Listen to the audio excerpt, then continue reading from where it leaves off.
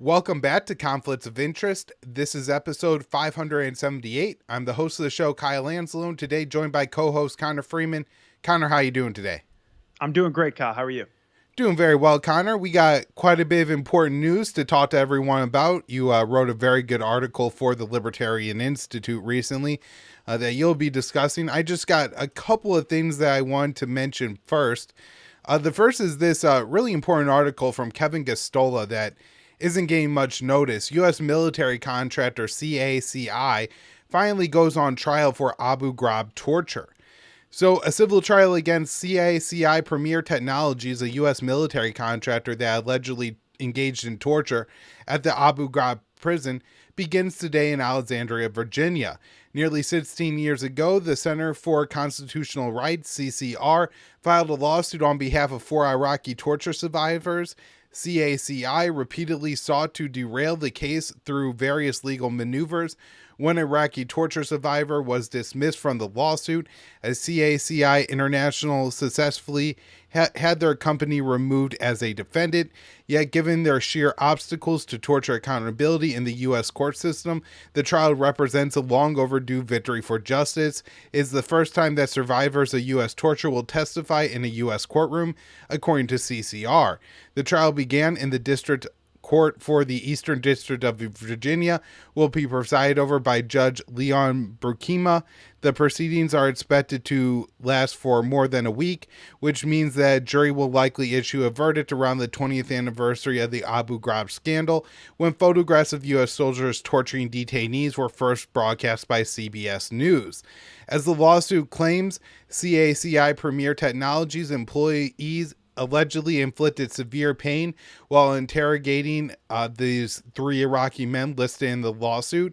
They were tortured in part of the Abu Ghraib that was known as the hard site, which was a relatively small section of the complex controlled by the American military forces that housed detainees that were suspected to be of military intelligence value. One of the Iraqis that was reportedly tortured is a reporter for Al Jazeera, and he was held at Abu Ghraib for about 6 weeks. When he arrived, he was stripped naked and a bag was put over his head. He was later put in an orange jumpsuit and handcuffed to a pole. With the bag still over his head, he vomited a black substance. A woman touched him and pulled his hair and then ordered him to clean up his vomit with the orange jumpsuit. He says he was subsequently brought to a cell that was cold. A guard handed him ladies' underwear, the only piece of clothing he had to wear that night. Interrogation occurred 2 or 3 times that day. Each time he was stripped naked, had a bag placed over his head, and was taken to an interrogation room. According to the lawsuit, during the interrogations, he was handcuffed to a pipe in the room and was beaten, punched, kicked, slapped on the head. The interrogators also sometimes doused him with hot water, hot tea, or cold water. Stress positions were employed frequently. He was chained naked to a wall, bed, or bars of his cell. At one point, dogs were allegedly brought near his face to terrorize him. During an interview for Democracy Now! In 2014, he said, "I am a journalist and I was at my workplace covering the events in Iraq, north of Baghdad. It was my duty to cover the events in the field and on the ground, as well as political events. So my arrest happened while I was doing my journalistic duty. There was an explosion in the area, and I went to the place to try to take some photographs and gather information about the incident. After I was done with this work, I was surprised that the man in military uniform ordered my arrest. Upon arrival at the hard site, he allegedly had a second Iraqi detainee allegedly had a rope tied around his neck and was pulled out a hammer with a rope. Guards punched and kicked him as he screamed out in pain. He was taken into a room stripped naked, and a soldier hugged his naked body. They then said, 'I'm going to ficky you.'" I'm guessing that was a threat to rape him. The third Iraqi was a farmer, allegedly forced to kneel on sharp stones and punched all over his face. After he was brought to the hard site, the hard rods made it so that he could not stand for extended periods of time anymore. One guard stepped on his stomach, back, legs, and head. The following day, he was forced by an interrogator to stand on his toes with his nose against the wall. A guard was ordered to throw him against the wall. He was later beaten by the guard on his head and face while his hands were tied behind his back. For 40 days, the mistreatment occurred regularly. Guards threatened him with dogs, loud music, and to torture him. He was doused with water. Guards connected him to electric equipment called a lie detector and shocked him. They tied a rope around his neck to drag him around. Guards inserted fingers into his rectum and even beat him in his genitals, which robbed him of his ability to have children. CACI International acquired Premier Technology Group in March of 2003. The lawsuit says that CACI International incorporated CACI Premier Technologies to expand the company's intelligence services into the field of technical intelligence, including interrogation support. According to the lawsuit, CACI Premier Technologies was the only private contractor whose employees served as interrogators at the Abu Ghraib hard site during the time period relevant to this action, specifically from fall of 2003 until the spring of 2004. Services were provided through blanket purchase agreement established between CACI Premier Technologies and the U.S. Interior Department, which managed the contract on behalf of the U.S. Army. A statement of work indicates that CACI Premier Technologies was contracted to provide interrogation support cells as directed by military authorities. Contractors were permitted to assist, supervise, coordinate, and monitor all aspects of interrogation activities. CACI employees were the interrogators, not the military police who guarded the detainees. There was also a command vacuum that allowed CACI Premier Technologies employees to assume de facto authority over U.S. military police at the hard site.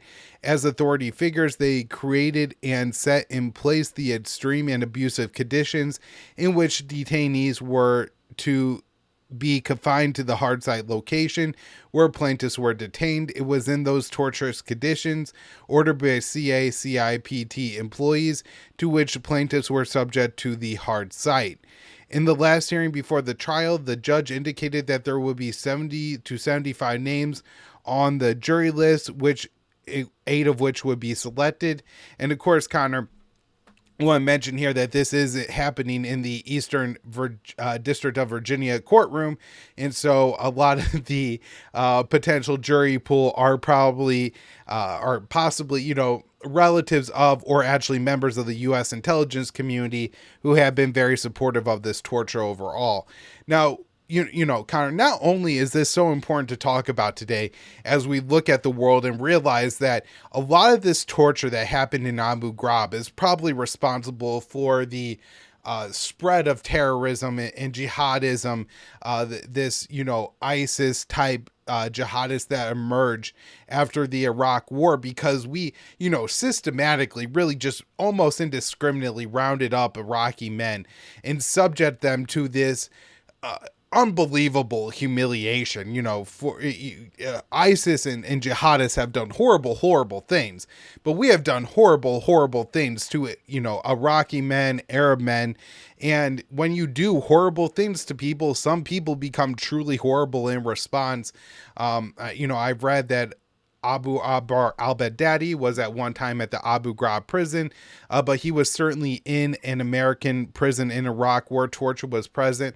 And you have to believe that if that didn't happen in his background, he probably wouldn't have been the monster that he turned out to be. So not only is it important for that, but to realize that, of course, Israel is doing far worse things and far more indiscriminately to the Palestinians in Gaza, essentially just rounding up any men that they find, not only in Gaza, but oftentimes in the West Bank as well, and subjecting them to treatment and humiliation and torture that is, at times worse than what was described in this lawsuit. Now, there are some other really horrific things that happened at Abu Ghraib, but just abuse that you hear about from the Palestinians and even from Israeli doctors.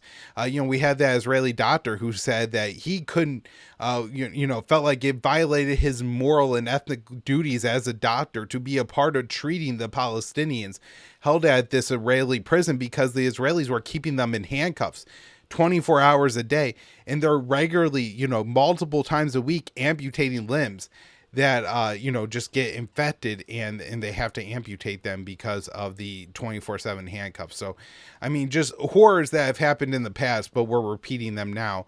One last story here before I hand it over to Connor. U.S. and Chinese defense chiefs talked for the first time since 2022. So Secretary of Defense Lloyd Austin spoke with Chinese Defense Minister Dong Yuan, marked the first communications between the two nations' defense chiefs since November of 2022. High-level military communication between the U.S. and China has been impeded for several reasons, including U.S. sanctions on Dong's predecessor, who was removed in 2023 amid rumors that he was under investigation for corruption. While his predecessor served as China's defense minister, the Biden administration refused to lift sanctions that were imposed on him in 2008 over a Chinese purchase of Russian military equipment. The conversation between Austin and the Chinese defense minister came amid soaring tensions between the U.S. and China over the South China Sea, where the Philippines and Chinese vessels have been having frequent tense encounters near disputed routes and reefs. Last week, President Biden hosted Philippines President Fernando Marcos Jr. and Japanese Prime Minister Fumio Kishida to boost trilateral military cooperation in the name of countering China.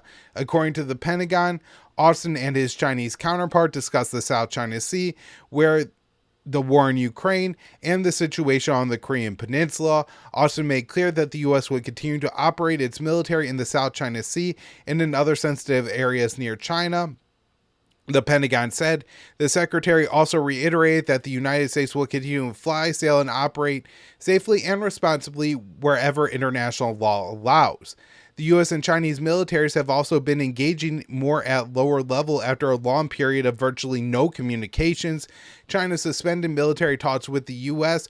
following then House Speaker Nancy Pelosi's provocative trip to Taiwan in August of 2022, which provoked the largest ever Chinese military drills around the island. And Connor, while I think this is good news, it is important to remember that one of the reasons that China, I think, broke off military talks with the U.S.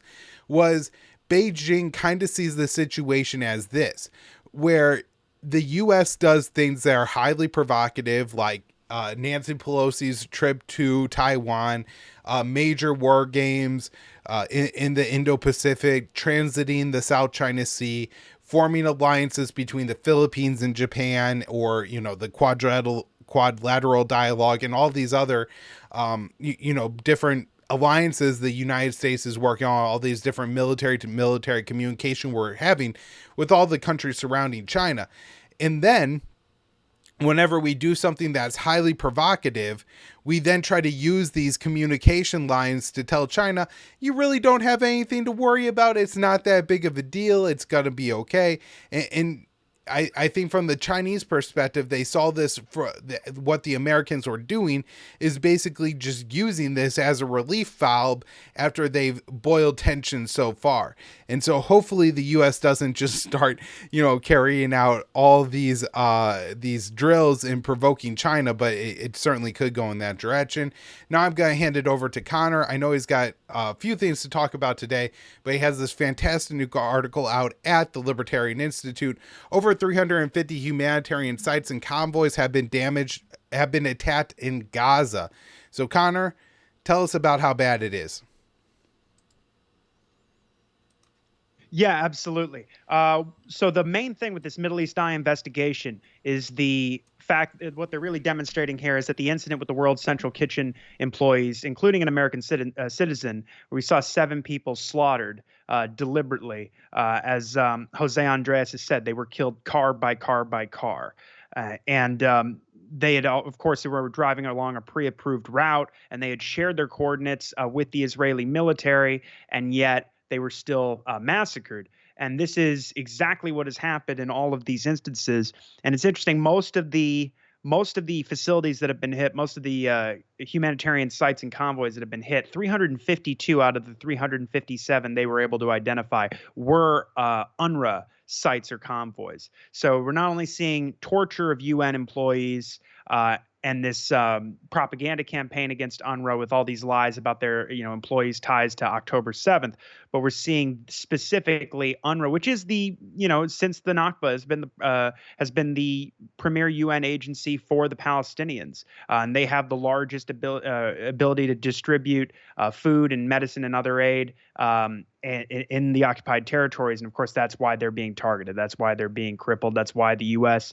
refuses to even acknowledge the reports. I believe Reuters broke the story, and of course Kyle wrote it up for us at the Institute too. But I've watched what's his name, Vendette Patel, the deputy State Department spokesman, refused to acknowledge that these UNRWA workers were tortured. So this story is very important. I don't expect to see a response from Washington, but more evidence of how illegal and disgraceful this war is. So prior to the Israeli military slaughter of 7 World Central Kitchen aid workers in Gaza this month, Middle East Eye reported that at least 357 humanitarian run sites and convoys have been attacked.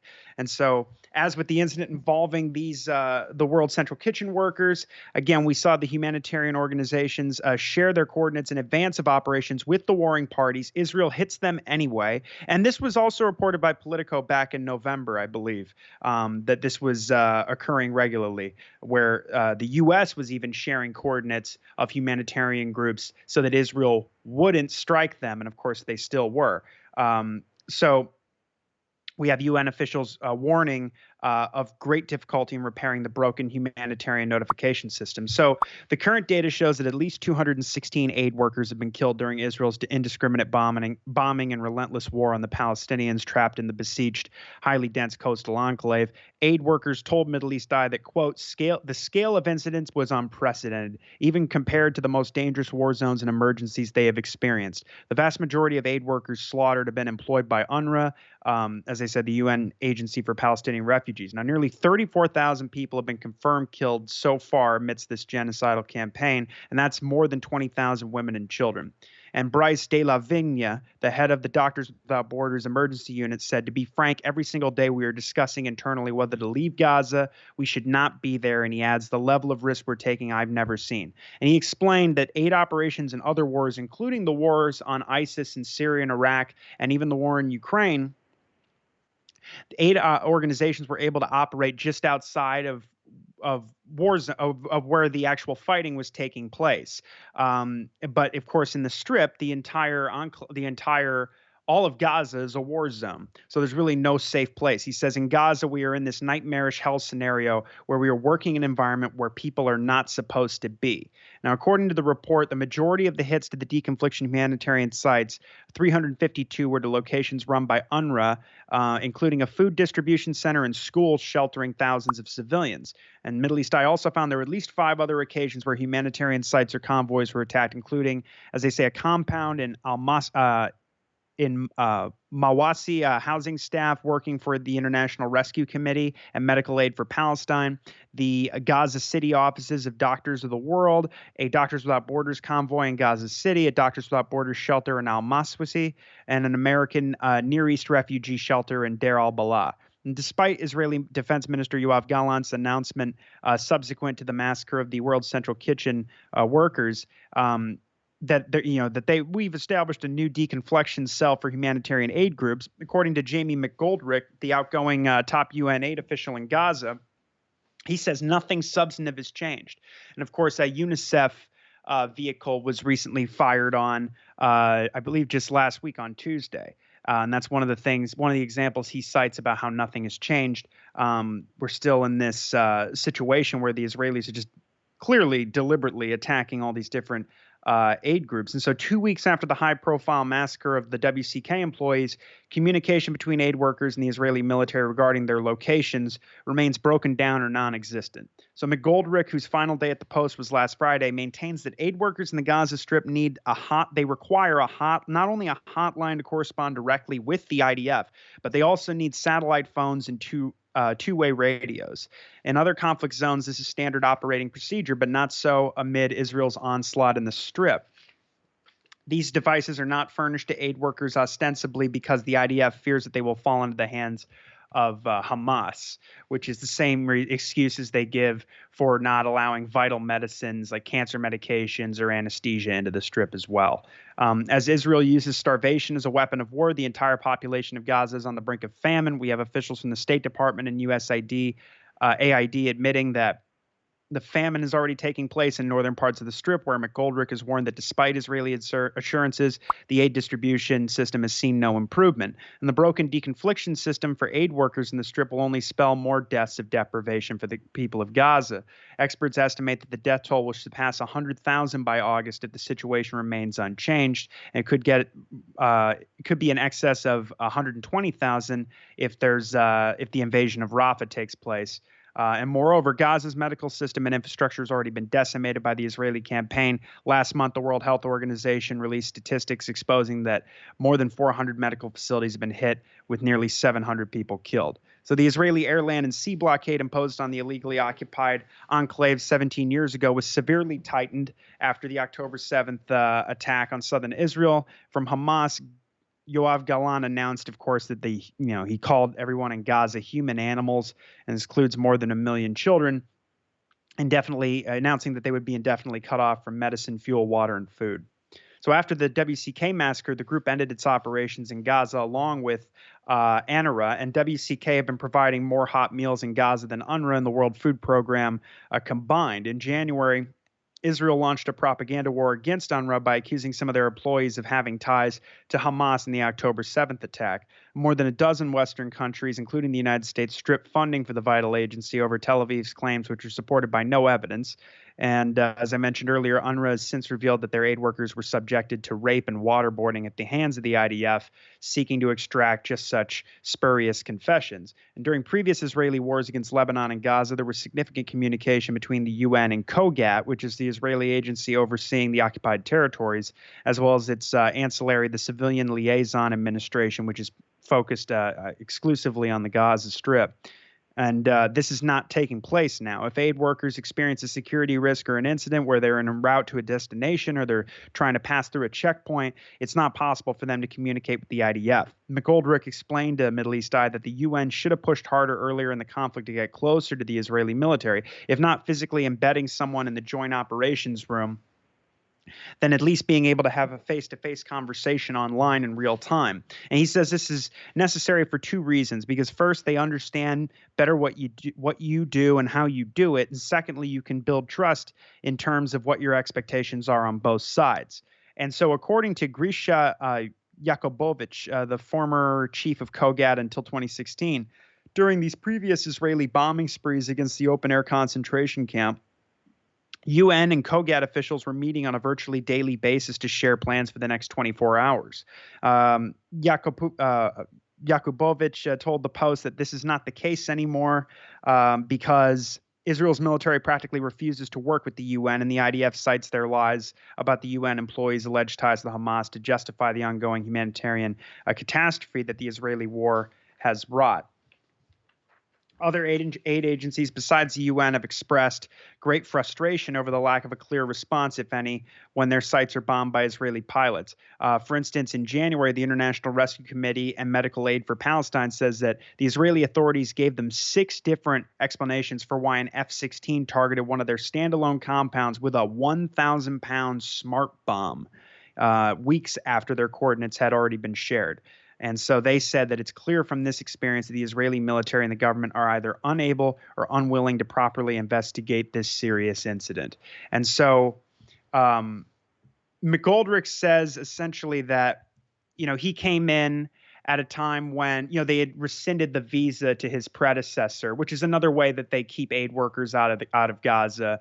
And of course, one of the reasons why the World Central Kitchen their ability to distribute food had greatly surpassed UNRWA was because of this, they were stripped of all this funding and they're constantly getting attacked. And of course, WCK was willing to work with the Israeli military. They even built a makeshift raft out of destroyed Palestinian homes and rubble and from buildings from, I believe, from the northern part of the Strip. And But of course, Israel had to flagrantly violate international law and massacre these aid workers. You had the giant WCK logo on the roof of each of these vehicles just to show everybody that this is, as Jose Andreas said, it's a war on humanity itself. And, this is demonstrated again by this report. I mean, it reminds me of the story that came out from Doctors Without Borders. I believe it was one of the top officials who's speaking to the UN Security Council I want to say in February. Anyway, there was a story where she was explaining that they had they were in a civilian home with dozens of civilians and these Doctors Without Borders employees, and they put an MSF flag on the house, but an Israeli tank shelled it with a 120 millimeter shell, and then the building was on fire, so they started firing into it while people were panicking or trying to get out, and they killed 2 people. This has been brought to the UN Security Council, but again, there's just no repercussions for the Israelis. The Americans and the British, especially, have given the Israelis a green light to commit genocide and as we saw in Syria with the bombing of the Iranian consulate, just completely violate every last internet law we have on the books, there's just no accountability, and the American government refuses to rein this in or use its leverage. It's really shocking, but at this point, par for the course. Okay, so this next story, this is about the West Bank, where we're seeing a drastic rise in these violent pogroms and efforts to ethnically cleanse Palestinians. We're seeing homes being burned and vehicles being burned, people being stoned, and all kinds of horrible atrocities. This one's from Middle East Eye. Several Palestinians wounded as Israeli settlers renew attacks on West Bank. So the Israeli settlers on Saturday attacked villages in the West Bank, wounding several Palestinians and setting fire to houses and cars under full protection, as usual, from the Israeli military. The rampage came a day after hundreds of settlers, many of them armed, stormed the village of Al-Mughayir, northeast of teenager from a nearby settlement disappeared on Friday. And Netanyahu had said on Saturday that the missing Israeli teenager was found dead in the West Bank. Barakat Dawashba, a resident of Duma, south of Nablus, told Middle East Eye that more than 500 armed settlers attacked the village from the northern, western, and southern sides. He said several people were wounded by live bullets and dozens of homes and vehicles were burned. The settlers attacked people with stones and batons, causing more injuries. He said the Israeli military is protecting the settlers. I saw with my own eyes one of the soldiers setting fire to a vehicle. The situation is very difficult, and the people are trying to protect their homes and properties with their bodies. The Palestinian Red Crescent Society said that Israeli soldiers prevented its crews from entering the village to provide treatment to the wounded. An ambulance was eventually allowed to enter after 3 hours, and this is standard for the IDF during raids on the West Bank or settler attacks. And according to Dawashba, dozens of Palestinian residents of the village haven't been able to return to their homes since Friday evening due to the closures imposed by the IDF on several villages south of Nablus and north of Ramallah as part of the search for the missing settler. Dozens of vehicles and buses carrying settlers are still arriving at the entrances to Duma to take part in the fierce attack. Since Saturday morning, Israeli settlers also attacked the towns of Silwad, Termasaya, Sinjil, and Deir Dibwan, according to the Wafa news agency. Hundreds of settlers backed by soldiers attacked Al-Mughayir on Friday afternoon, shooting at residents and burning Palestinian property. One man, a Palestinian identified as 26-year-old Jihad Abu Alia, was killed, and 25 others were wounded, including 8 by live fire, according to the Palestinian Red Crescent. Kazem al-Hajj, one of the activists campaigning against the settlements in the village, told the outlet that the Middle East Eye that the attack was the most horrific he's seen in years. As soon as the village residents heard of the settlers' attack, they tried to confront them by heading to the northern area. Jihad Abu Alia was one of them, but he was hit by settlers' bullets in the head and fell to the ground immediately, said Hajj. And Abu Alia bled to death after the Israeli soldiers prevented the ambulances from reaching the wounded. During the rampage, settlers were setting fire to more than 40 Palestinian facilities and 50 vehicles in Al-Mughayir, causing nearby agricultural lands to catch fire as well. Haj said the scene was terrible. Clouds of smoke filled the village, and the sound of ambulances did not subside amid the intense and continuous shooting. The settlers came from the Mahali outpost, which they established over the past 2 years above the Jabiat Israeli army camp, which was originally built on Palestinian land north of Ramallah. Haj said that the village has been under daily attacks by settlers pursuing a policy of pastoral settlement to control village lands with clear protection from Israeli soldiers. So several hours after the attack started, the Israeli army withdrew from the village but remained at its entrances, imposing a total closure and erecting checkpoints. And we've seen this expansion of this lockdown regime in the West Bank since October 7th. Israeli forces also stormed several neighboring Palestinian villages and conducted search operations backed by a helicopter. And overnight, 5 Palestinians were wounded in another attack on the Abu Fala village near Ramallah, the official Palestinian news agency Wafa reported. And journalist Mohammed Turkman said that the soldiers deliberately attacked journalists while covering the settlers' attack on al-Mughayir. He said, one of the soldiers pointed at me and another one fired directly at me. Fortunately, the bullet landed next to me, but I could have been one of the wounded. Turkman said the widespread attack was carried out by settlers on one side and soldiers on the other, while ambulance crews were completely prevented from approaching. Journalists were unable to leave the village after the Israeli army withdrew, and they closed down al-Mughayir and were forced to stay in Haj's house. Turkman said, this is not the first time we've been subjected to harassment during our work. With every press coverage, soldiers are trying to attack us, especially if the settlers are around. So al-Mughayir remained closed on Saturday, with Israeli forces preventing Abu Alia's body from being taken in the village for his funeral, forcing it to be postponed until the army removes its checkpoints. And this next story is from Al Jazeera about how just across the West Bank, the violence is just completely out of hand and headed for a major ethnic cleansing campaign. We could see another intifada and all kinds of escalations here, which seems to be what the Israelis are really eyeing. And so Palestinians in the occupied West Bank, we're on the edge. Palestinians terrified by Israeli settler violence. So in the West Bank, people are living in fear as settlers attack them, and their families and homes in vengeful acts of violence, which could uproot hundreds of Palestinians from their lands, residents said. The latest round of settler violence began shortly after that 14-year-old settler was found dead in the illegal settlement outpost of Malachi HaShalom, an area Palestinians are prohibited from entering. The Israeli army said that the boy was killed in a terrorist attack, but they haven't provided any evidence, of course. And since then, the army has supported Israeli settlers as they're attacking Palestinian villages, expelling people, and injuring others. Hind, a 25-year-old living in Deir Dabwan, said, we're terrified. Most people are trying to leave the town or go to other countries if they have other citizenships. The recent settler attacks are part of a broader wave of violence, which has heightened significantly since October 7th. The death toll at this point is up to 468, and I believe 120 or more of those are children, and well over 4,000 people have been injured. And since last year, we've seen more than 650 Palestinians killed by the settlers or by the IDF. And so it says armed settlers and the Israeli army have also killed They've also uprooted hundreds of people from their lands, and they're attacking civilians and displacing Palestinians from the river to the sea, trying to terrorize us and kick us out any way they can, said Hind. And on April 13th, the Israeli settlers spearheaded a large-scale attack again on Mughayir, killing 1 Palestinian man and injuring 25 others. And they've attacked more towns and villages near Ramallah, including Burqa, Deir Dabwan, and Kafar Malik, all in proximity to the illegal outpost where that 14-year-old settler was found or was from. And Abbas Milham, the executive director for the Palestinian Farmers Union, says that farmers are trying to resist by simply staying on their land. But a farmer was abducted from Kafar Malik on April 14th.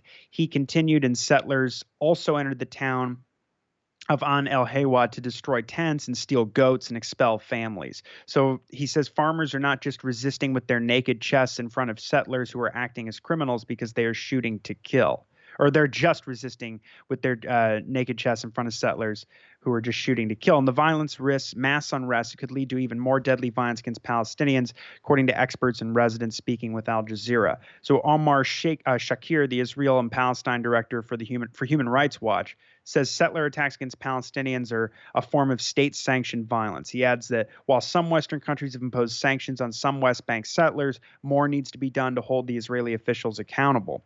He says it's important not just to focus on individuals who have carried out the violence, but also on the officials that have created the culture of impunity for settlers, and in some cases facilitated armed settler violence. And of course, one would immediately think of Itamar Ben-Gvir, the national security minister, who has played a significant role in encouraging attacks on Palestinians. We remember if shortly after the 7th, he was distributing semi-automatic rifles and other weapons to the settlers and these far-right Israelis. So these weapons, Milham says, are now being used to gun down Palestinians. The plan is to empty the lands of Palestinian farmers by increasing their attacks. The attacks have jumped from 2 a day before October 7th to about 12 to 13 per day. And the uptick in settler violence is flying under the radar due to the ongoing war in Gaza and the recent standoff between Israel and Iran, according to Omar Rahman, an expert on Israel-Palestine with the Middle East Council on Global Affairs, a think tank in Doha. And so, of course, this massive wave of arrests as well. We've seen more than 13,000 people arrested since the beginning of last year, including 875 just in February of this year. And so this guy says we shouldn't diminish what's happening there. It's just been overshadowed by the sheer devastation in Gaza, but Israeli settlers and soldiers are acting with reckless abandon, attacking people and property. There's genuine concern among Palestinians in the West Bank that what is happening in Gaza could extend to them if Israel has a pretext to do it. And I think, of course, if there is an escalation of the war with the resistance axis, if Israel does escalate the situation with Iran, this will be seized upon by the settlers and by the IDF that are still stationed in the West Bank to just really escalate the ethnic cleansing and the attacks and pogroms. And especially if they're targeting a lot of these farmers, and we've seen entire villages depopulated, especially in the rural areas around Hebron, where people have been locked in their homes under the worst lockdowns in Hebron, where they're not able to leave their houses to get medicine or food. And people are fearing that they're going to starve to death in the West Bank because of these lockdowns, and the fear that if you just even try to go get some food, you might get shot by an IDF soldier. And then even right outside these homes, when they take over, like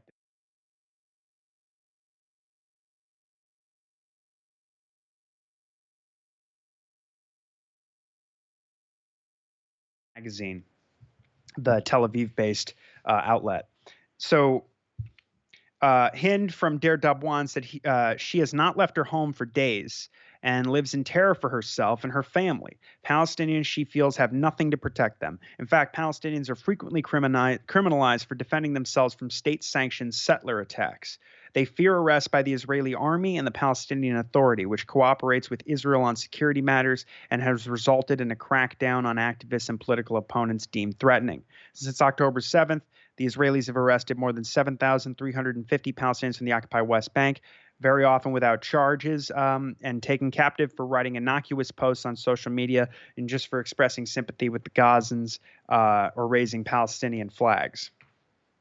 We've seen a total of 1,389 total structures demolished since the beginning of last year. That includes 69 in February of this year, and more than 2,750 people have been displaced, an average of 196 per month since 2023, and 174 in February of this year.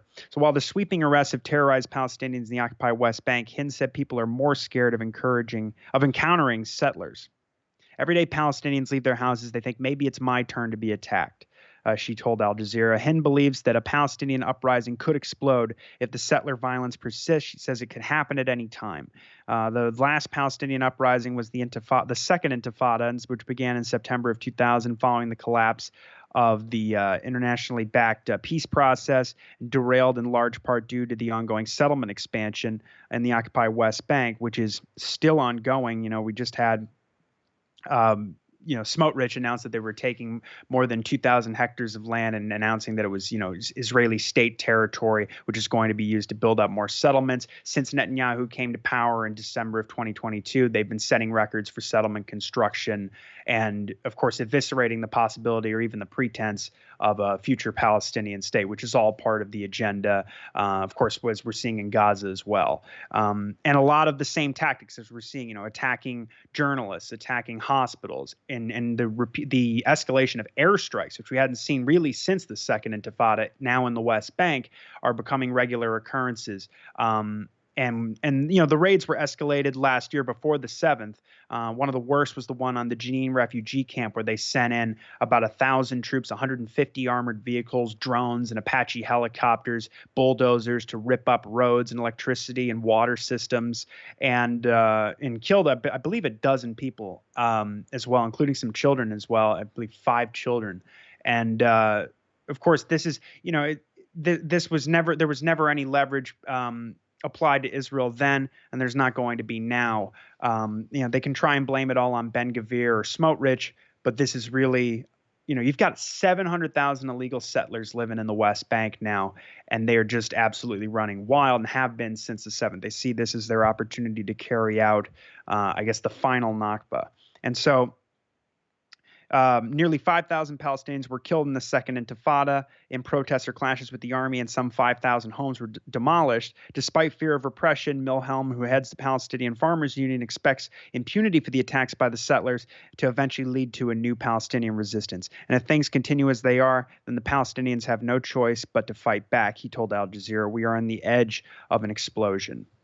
So now, interestingly, there is this story in the Cradle, which is covering a story that came out on the Newswire and Times of Israel earlier this week, that Itamar Ben-Gvir is demanding Netanyahu fire Yoav Gallant, not for, of course, the escalations that could lead to a massive regional war with Iran, but for the fact that he is not hawkish enough on the Palestinians in the West Bank and not because he's trying to, after the death of this 14-year-old settler, they're trying to get people out of this illegal outpost. And Ben-Gvir, of course, is totally opposed to that. So this piece is from the Cradle. They say Israel's National Security Minister Itamar Ben-Gvir called on Netanyahu to fire Gallant on April 15th after the Israeli army began preparations to dismantle the illegal Gal Yosef outpost in the occupied West Bank. So it says Defense Minister Gallant's decision to evacuate and destroy buildings on the Gal Yosef farm where 14-year-old Benjamin Amacher was murdered even during the week of mourning represents terrible obtuseness, moral confusion, security folly, and violation of the dignity of the dead. And that's what Ben-Gvir said. He continued saying, instead of establishing and approving more farms and expanding Jewish settlement, we surrender to the enemy, declaring the time has come for the prime minister to consider replacing Minister Gallant. The dispute between Ben-Gvir and Gallant, both members of Israel's war cabinet, comes amid efforts to plan a response to Iran's retaliation against Israel for the bombing of its consulate in Damascus. Iran launched hundreds of drones and missiles at Israeli military bases in response to the attack on their embassy in Damascus earlier this month. Ben-Gvir has called for Gallant to be fired multiple times over the past year for what Ben-Gvir views as Gallant's mistakes in prosecuting the war in Gaza and insufficient support for Jewish settlers in the West Bank, including the use of violence against Palestinians. And the settlements in the occupied territories are illegal under international law, of course, and they remain legal under Israeli laws. But outposts such as Gal Yosef are also illegal under even Israeli law. Settlers established these outposts on stolen Palestinian land, hoping the outposts will later be legalized under Israeli law and grow into becoming settlements. And the 14-year-old Benjamin Akamer, who went missing from the Gal Yosef outpost on Friday, he had been grazing sheep, and the sheep returned to the farm without him, Israeli police said. And they later found his body the next day, and they just claimed that the Palestinians killed him. As mentioned earlier, there was no evidence. In response, we've seen settlers descend on villages in Ramallah and Nablus, killing people and attacking homes and vehicles. And so this excuse the boy who was found dead, who was illegally in the West Bank to begin with. And again, we don't know exactly what the hell happened to him, but this is going to be used as a casus belli, already is, for these massive attacks against Palestinian civilians, or people are just being terrorized. I've read stories in 972 Mag, for instance, where they talk about how there's a lot of Palestinians who for years have been sleeping outside in their trucks or in their cars because they're worried in the middle of the night, because this happens a lot, that settlers will come to your house, attack you, and then pull you out of your house, beat you up and your family, and then set your home on fire after they loot it. And so, and UNICEF has already said that last year was the deadliest year on record since they've been keeping track for children in the West Bank, and it's only getting worse now. And so, unfortunately, as we see more regional escalation, it takes some attention off of the war in Gaza, but it really takes attention off of the West Bank, which, is not really getting many eyes in the international. Well, I shouldn't say that. Certainly in the American press. But it really does seem to be a major powder keg, and already was before the attack on the 7th. I mean, Israeli settlers and the IDF had killed nearly 200 Palestinians in East Jerusalem and the West Bank before October 7th. And it's only gotten worse, of course. And so, yeah, we could be headed for another intifada. There's a lot of brave resistance groups in the West Bank. There was a story that came out in the Times recently, which I think I'll cover on the next show. I need to analyze it more closely. They're claiming that Iran has been transferring weapons to a lot of these resistance groups in the West Bank over the last 2 years. I have to take a look at that and see what the evidence is.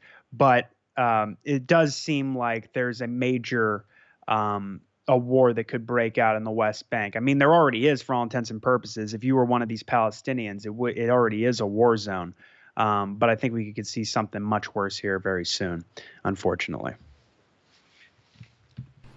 All right, Connor, thank you for the update today. I wish you had some less horrific news to share with us, but it is important to talk about the bad stuff so we can fight against it. Anyways, everybody, thank you so much for tuning into the show today. We will have one more show out this week. This will be the Thursday show, so it should air the 18th, and then we'll have one on the 19th. Everybody, thank you so much for your support of the show. Connor, thanks for returning. Thank you, Kyle. Take care, everybody.